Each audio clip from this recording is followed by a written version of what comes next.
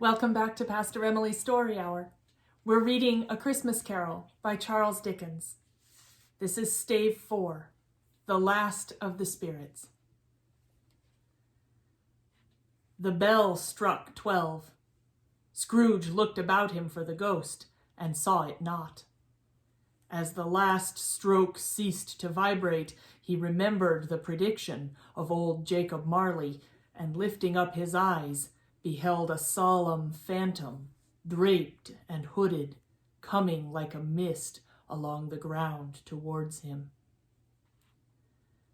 The phantom slowly, gravely, silently approached. When it came near him, Scrooge bent down upon his knee, for in the very air through which this spirit moved, it seemed to scatter gloom and mystery. It was shrouded in a deep black garment which concealed its head, its face, its form, and left nothing of it visible save one outstretched hand. But for this, it would have been difficult to detach its figure from the night and separate it from the darkness by which it was surrounded. He felt that it was tall and stately when it came beside him, and that its mysterious presence filled him with a solemn dread. He knew no more, for the spirit neither spoke nor moved. "I am in the presence of the ghost of Christmas yet to come," said Scrooge. The spirit answered not, but pointed downward with its hand. You are about to show me shadows of the things that have not happened, but will happen in the time before us," Scrooge pursued. "Is that not so, spirit?" The upper portion of the garment was contracted for an instant in its folds, as if the spirit had inclined its head. That was the only answer he received. Although well used to ghostly company by this time, Scrooge feared the silent shape so much that his legs trembled beneath him, and he found that he could hardly stand when he prepared to follow it. The spirit paused a moment, as observing his condition and giving him time to recover. But Scrooge was all the worse for this. It thrilled him with a vague, uncertain horror to know that behind the dusky shroud there were ghostly eyes intently fixed upon him, while he, though he stretched his own to the utmost, could see nothing but a spectral hand and one great heap of black. "Ghost of the future," he exclaimed, "I fear you more than any spectre I have seen. But as I know that your promise is to do me good, and as I hope to live to be another man from what I was, I am prepared to bear you company, and do it with a thankful heart. Will you not speak to me?" It gave him no reply. The hand was pointed straight before them. "Lead on," said Scrooge. "Lead on. The night is waning fast, and it is precious time to me, I know. Lead on, spirit." The phantom moved away as it had come towards him. Scrooge followed in the shadow of its dress, which bore him up, he thought, and carried him along. They scarcely seemed to enter the city, for the city rather seemed to spring up about them and encompass them of its own act.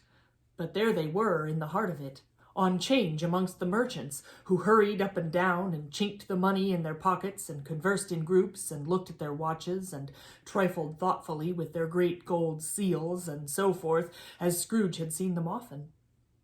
The spirit stopped beside one little knot of businessmen. Observing that the hand was pointed to them, Scrooge advanced to listen to their talk. "No," said a great fat man with a monstrous chin. "I don't know much about it either way. I only know he's dead." "When did he die?" inquired another. "Last night, I believe." "Why, what was the matter with him?" asked a third, taking a vast quantity of snuff out of a very large snuff-box. "I thought he'd never die."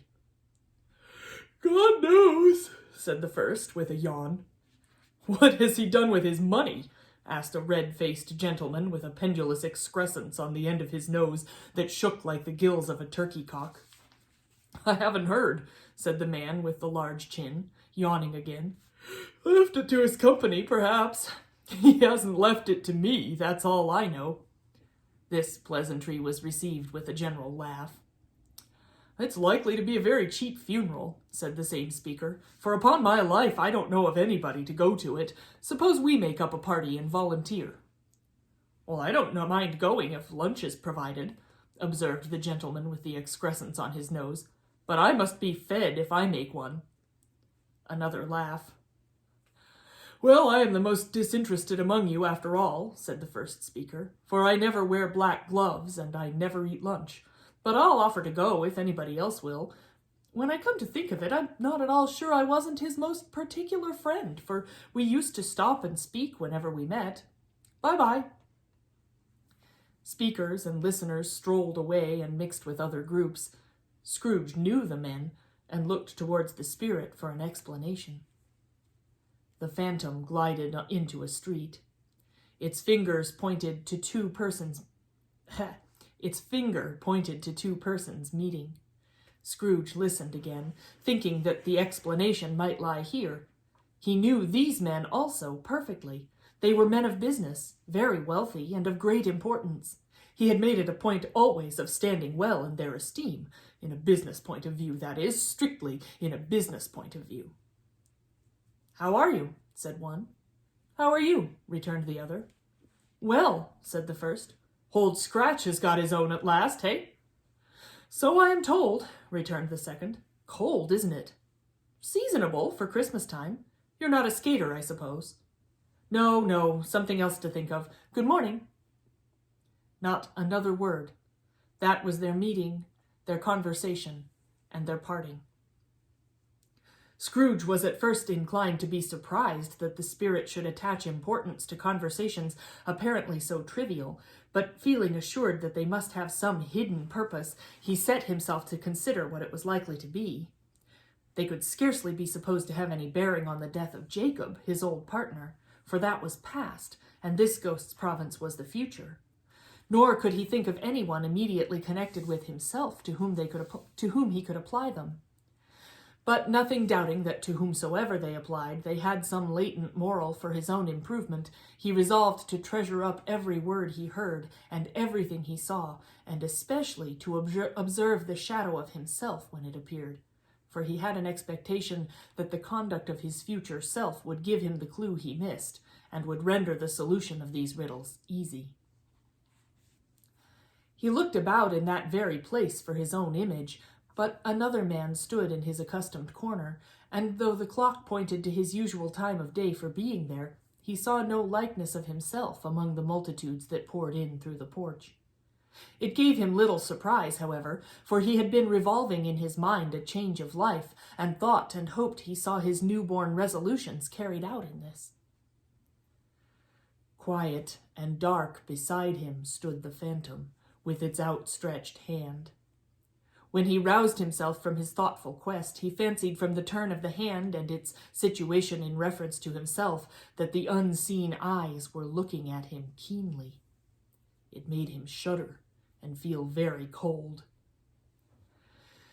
They left the busy scene and went into an obscure part of the town where Scrooge had never penetrated before, although he recognized its situation and its bad repute. The ways were foul and narrow, the shops and houses wretched, the people half-naked, drunken, slipshod, and ugly. Alleyways and archways, like so many cesspools, disgorged their offenses of smell and dirt and life upon the straggling streets, and the whole quarter reeked with crime, with filth and misery. Far in this den of infamous resort, there was a low-browed, beetling shop below a penthouse roof, where iron, old rags, bottles, bones, and greasy offal were bought. Upon the floor within were piled up heaps of rusty keys, nails, chains, hinges, files, scales, weights, and refuse iron of all kinds. Secrets that few would like to scrutinize were bred and hidden in mountains of unseemly rags, masses of corrupted fat, and sepulchres of bones. Sitting in among the wares he dealt in, by a charcoal stove made of old bricks, was a gray-haired rascal, nearly 70 years of age, who had screened himself from the cold air without by a frowsy curtaining of miscellaneous tatters hung upon a line, and smoked his pipe in all the luxury of calm retirement. Scrooge and the Phantom came into the presence of this man just as a woman with a heavy bundle slunk into the shop. But she had scarcely entered when another woman, similarly laden, came in too, and she was closely followed by a man in faded black, who was no less startled by the sight of them than they had been upon the recognition of each other. After a short period of blank astonishment, in which the old man with the pipe had joined them, they all three burst into a laugh. "Let the charwoman alone to be the first," cried she who had entered first. "Let the laundress alone to be the second, and let the undertaker's man alone to be the third. Look here, old Joe, here's a chance. If we haven't all three met here without meaning it." "Well, you couldn't have met in a better place," said old Joe, removing his pipe from his mouth. "Come into the parlor. You were made free of it long ago, you know, and the other two ain't strangers. Stop till I shut the door of the shop. Oh, how it squeaks! There ain't such a rusty bit of metal in the place as its own hinges, I believe. And I'm sure there's no such old bones here as mine. We're all suitable to our calling. We're well matched. Come into the parlor. Come into the parlor."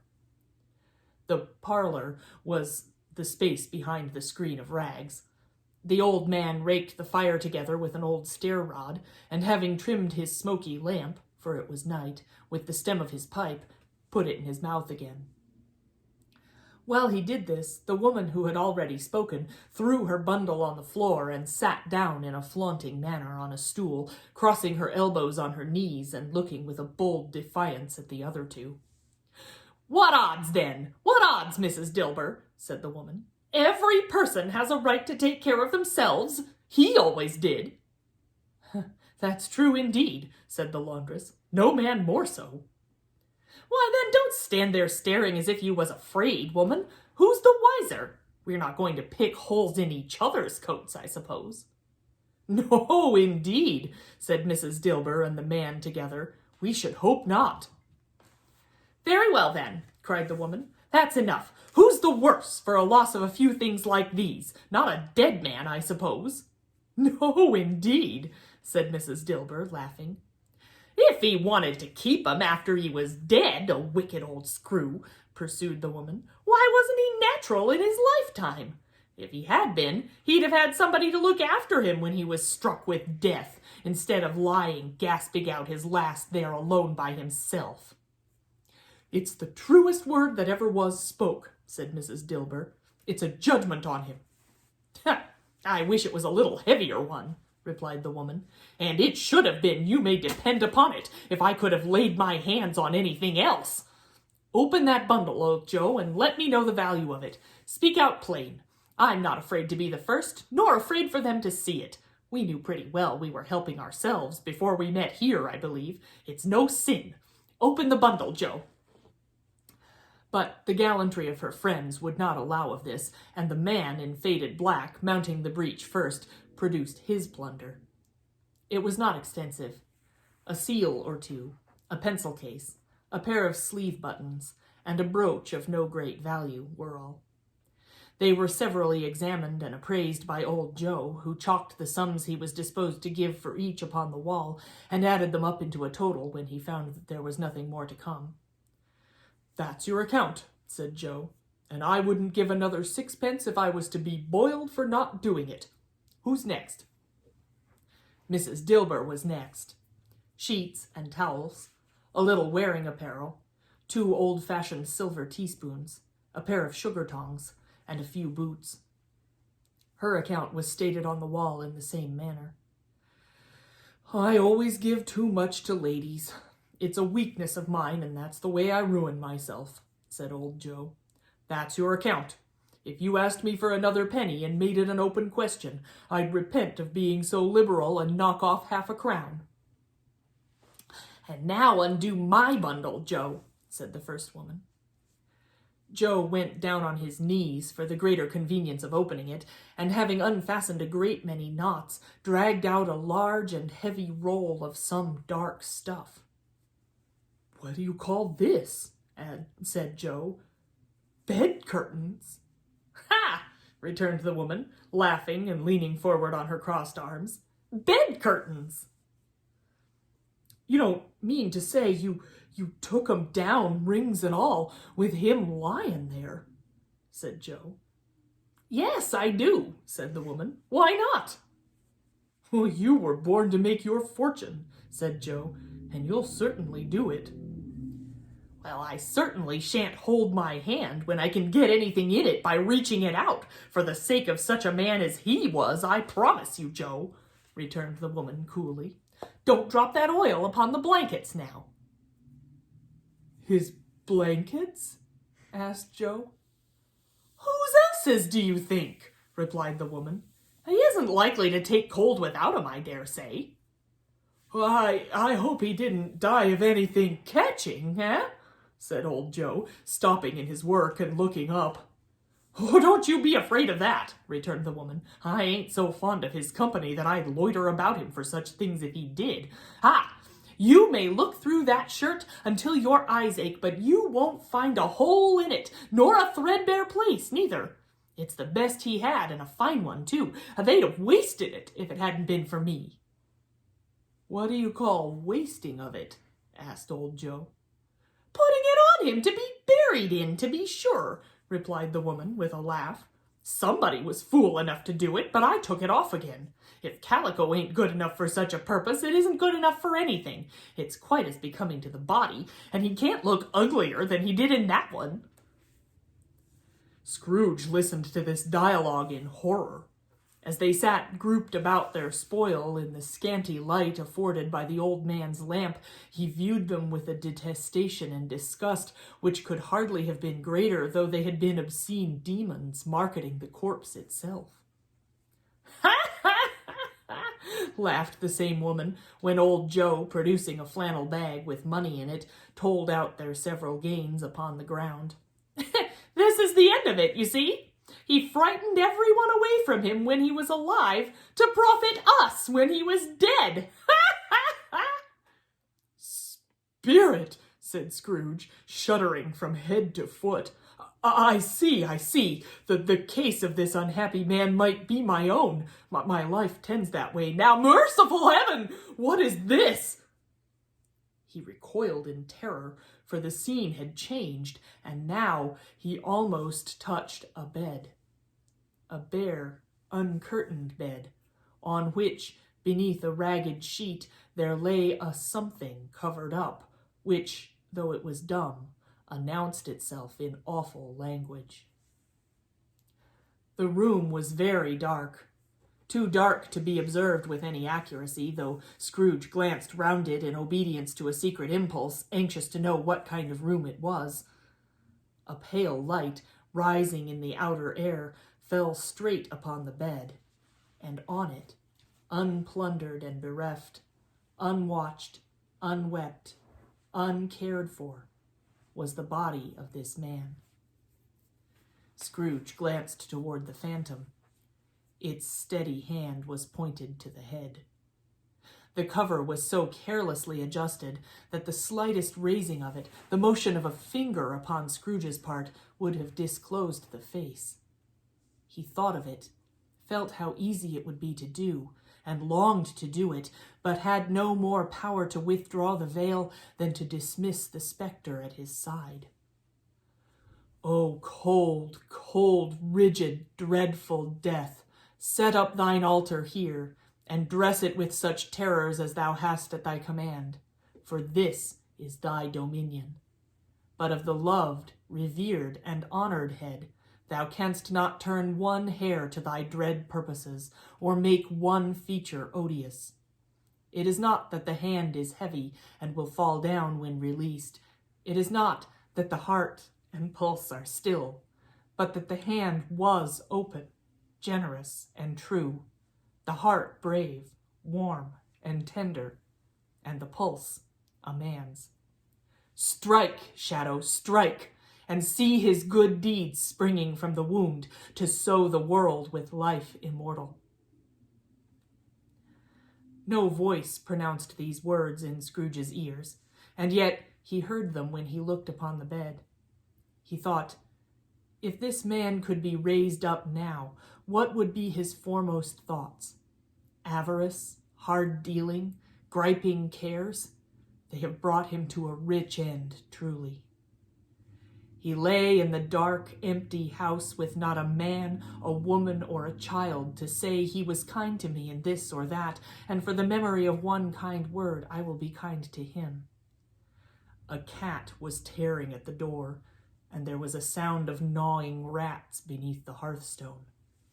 What they wanted in that room of death, and why they were so restless and disturbed, Scrooge did not dare to think. "Spirit," he said, "this is a fearful place. In leaving it, I shall not leave its lesson. Trust me. Let us go." Still the ghost pointed with an unmoved finger to the head. "I understand you," Scrooge returned, "and I would do it if I could, but I have not the power, Spirit. I have not the power." Again it seemed to look upon him. "If there is any person in this town who feels emotion caused by this man's death," said Scrooge, quite agonized, "show that person to me, Spirit, I beseech you." The phantom spread its dark robe before him for a moment like a wing, and withdrawing it, revealed a room by daylight where a mother and her children were.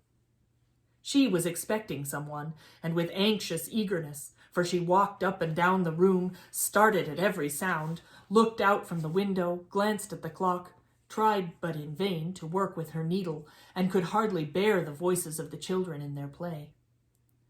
At length, the long-expected knock was heard. She hurried to the door and met her husband, a man whose careworn face was depressed, though he was young. There was a remarkable expression in it now, a kind of serious delight of which he felt ashamed and which he struggled to repress. He sat down to the dinner that had been hoarding for him by the fire, and when she asked him faintly what news, which was not until after a long silence, he appeared embarrassed how to answer. "Is it good," she said, "or bad?" to help him. Bad," he answered. "We are quite ruined." No, there is hope yet, Caroline." "If he relents," she said, amazed, "there is. Nothing is past hope if such a miracle has happened." "He is past relenting," said her husband. "He is dead."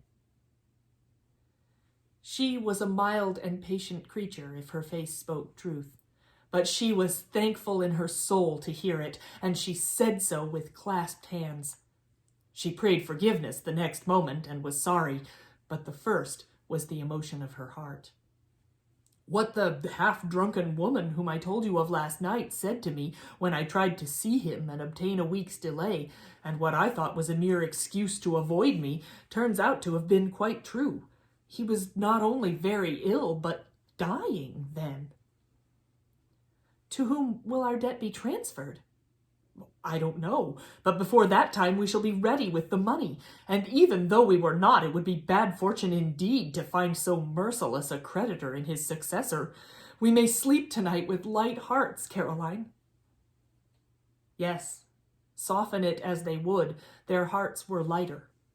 The children's faces, hushed and clustered round to hear what they so little understood, were brighter, and it was a happier house for this man's death. The only emotion that the ghost could show him, caused by the event, was one of pleasure. "Let me see some tenderness connected with a death," said Scrooge, "or that dark chamber spirit which we left just now will be forever present to me." The ghost conducted him through several streets familiar to his feet, and as they went along, Scrooge looked here and there to find himself, but nowhere was he to be seen.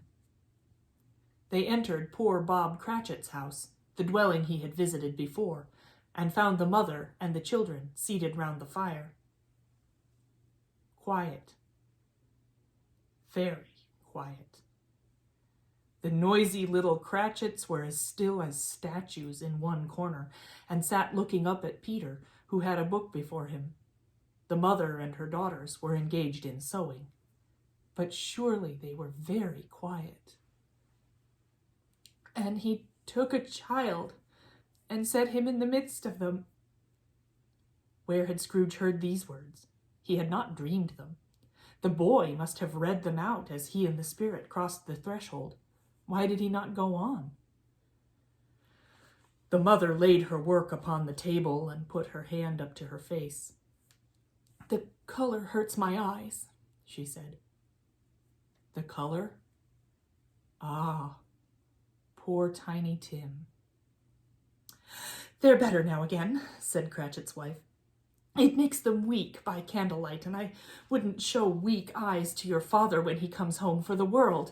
It must be near his time." "Past it, rather," Peter answered, shutting up his book. "But I think he's walked a little slower than he used these last few evenings, Mother." They were very quiet again. At last she said, and in a steady, cheerful voice that only faltered once, I have known him walk with Tiny Tim upon his shoulder very fast indeed." "And so have I," cried Peter, "often." "And so have I," exclaimed another. So had all. "But he was very light to carry," she resumed, intent upon her work, "and his father loved him so that it was no trouble. And there is your father at the door." She hurried out to meet him, and little Bob in his comforter, he had need of it, poor fellow, came in. His tea was ready for him on the hob, and they all tried who should help him to it most. Then the two young Cratchits got upon his knees and laid each a child a little cheek against his face, as if they said, "Don't mind it, father, don't be grieved." Bob was very cheerful with them and spoke pleasantly to all the family. He looked at the work upon the table and praised the industry and speed of Mrs. Cratchit and the girls. They would be done long before Sunday, he said. "Sunday? You went today, then, Robert?" said his wife. "Yes, my dear," returned Bob. "I wish you could have gone. It would have done you good to see how green a place it is. But you'll see it often. I promised him that I would walk there on a Sunday." "My little child," cried Bob. "My little child." He broke down all at once. He couldn't help it. If he could have helped it, he and his child would have been further apart, perhaps, than they were. He left the room and went upstairs into the room above, which was lighted cheerfully and hung with Christmas. There was a chair set close beside the child, and there were signs of someone having been there lately. Poor Bob sat down in it, and when he had thought a little and composed himself, he kissed the little face. He was reconciled to what had happened, and went down again quite happy. They drew about the fire and talked, the girls and mother working still. Bob told them of the extraordinary kindness of Mr. Scrooge's nephew, whom he had scarcely seen but once, and who, meeting him in the street that day, and seeing that he looked just a little down, you know, said Bob, inquired what had happened to distress him. "On which," said Bob, "for he is the pleasantest spoken gentleman you ever heard, I told him. 'I am heartily sorry for it, Mr. Cratchit,' he said, 'and heartily sorry for your good wife.' By the by, how he ever knew that, I don't know." "Knew what, my dear?" "Why, that you were a good wife," replied Bob. "Everybody knows that," said Peter. "Very well observed, my boy," cried Bob. "I hope they do. Heartily sorry," he said, "for your good wife. If I can be of service to you in any way," he said, giving me his card, "that's where I live. Pray come to me." "Now, it wasn't," cried Bob, "for the sake of anything he might be able to do for us, so much as for his kind way, that this was quite delightful. It really seemed as if he had known our Tiny Tim and felt with us." "I'm sure he's a good soul," said Mrs. Cratchit. "You would be surer of it, my dear," returned Bob, "if you saw and spoke to him. I shouldn't be at all surprised, mark what I say, if he got Peter a better situation." "Only hear that, Peter," said Mrs. Cratchit. "And then," cried one of the girls, "Peter will be keeping company with someone and setting up for himself." "Get along with you," retorted Peter, grinning. "It's just as likely as not," said Bob. "One of these days, though there's plenty of time for that, my dear. But however and whenever we part from one another, I am sure we shall none of us forget poor Tiny Tim, shall we? Or this first parting that there was among us?" "Never, father," cried they all. "And I know," said Bob, "I know, my dears, that when we recollect how patient and how mild he was, though he was a little child, we shall not quarrel easily among ourselves, and forget poor Tiny Tim in doing it." "No, never, father," they all cried again. "I am very happy," said little Bob. "I am very happy." Mrs. Cratchit kissed him. His daughters kissed him.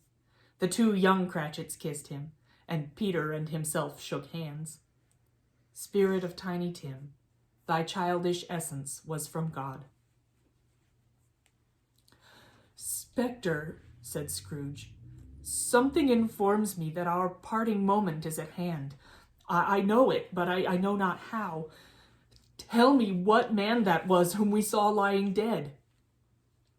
The ghost of Christmas yet to come conveyed him as before, though at a different time, he thought.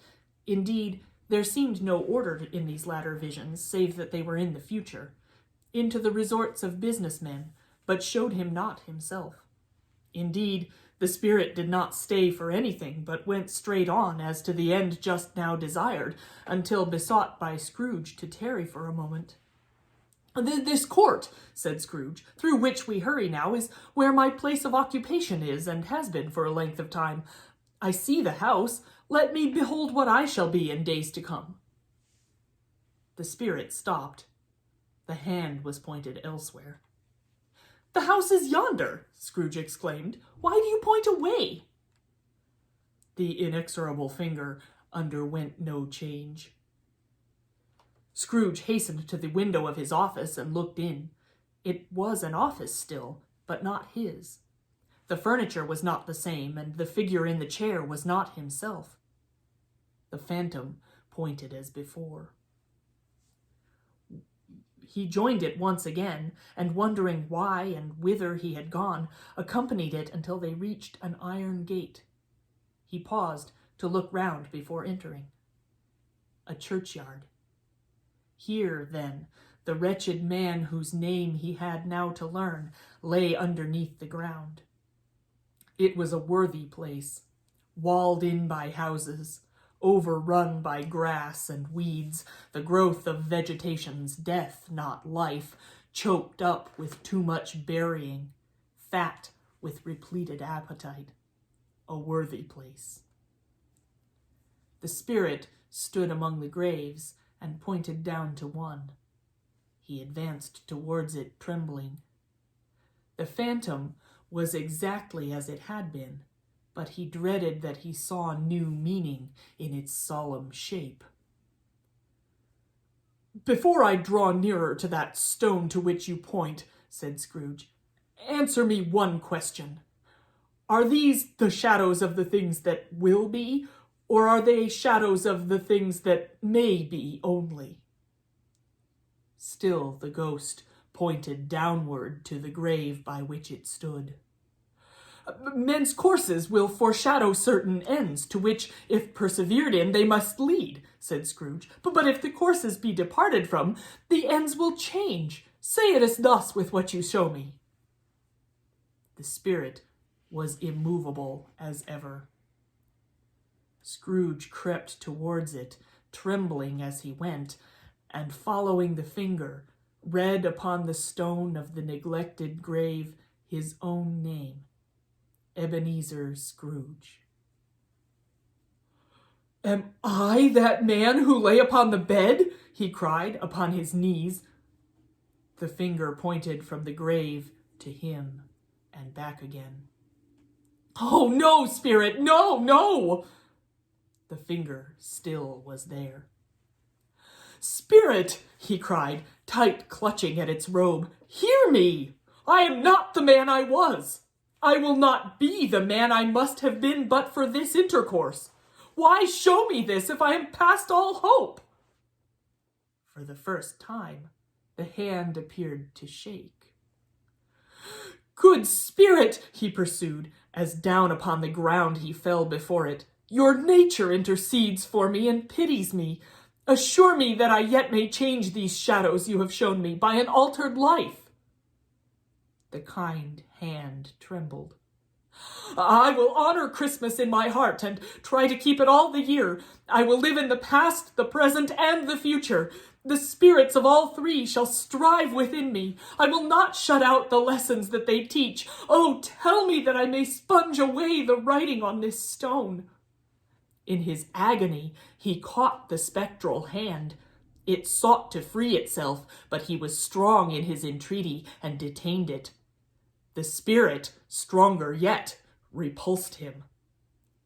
Holding up his hands in one last prayer to have his fate reversed, he saw an alteration in the phantom's hood and dress. It shrunk, collapsed, and dwindled down into a bedpost.